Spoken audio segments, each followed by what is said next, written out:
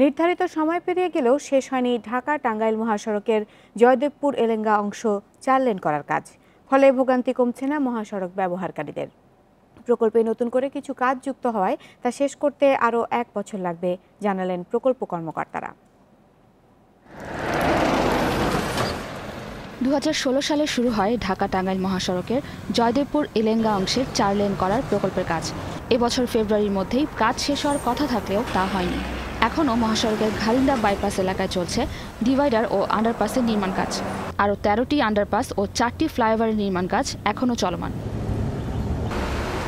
নির্ধারিত সময়ের পরও নির্মাণ কাজ শেষ না হওয়ায় কমছে না মহাসড়ক ব্যবহারকারীদের দুর্ভোগ। ব্যাহত হচ্ছে যান চলাচল, নষ্ট হচ্ছে যানবাহন। দুর্ভোগে অতিষ্ঠ যাত্রী ও চালকদের অভিযোগ, যথাযথ তদারকির অভাবেই সময়মতো শেষ হয়নি এই কাজ।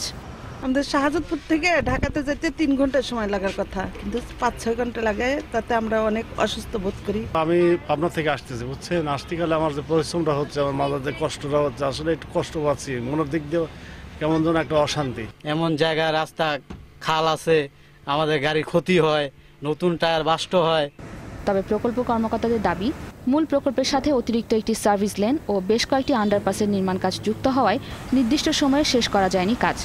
প্রধানমন্ত্রী নিজেই বললেন যে যেহেতু আমাদের একটা দুর্ঘটনাপ্রবণ রাস্তায় অনেক দুর্ঘটনা হয়, দুর্ঘটনা এড়ানোর জন্য ছোট গাড়িগুলো ছোট গাড়ির জায়গা দিয়ে যাবে এবং যারা থ্রো ট্রাফিক তারা এই 4 লেন ইউজ করবে।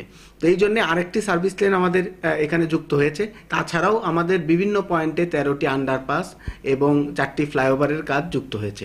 আমরা আসলে এই প্রকল্পের সময়টি আমাদের যত সময় অর্থাৎ 2019 সালের ফেব্রুয়ারি মাসে আমরা শেষ করতে পারছি না।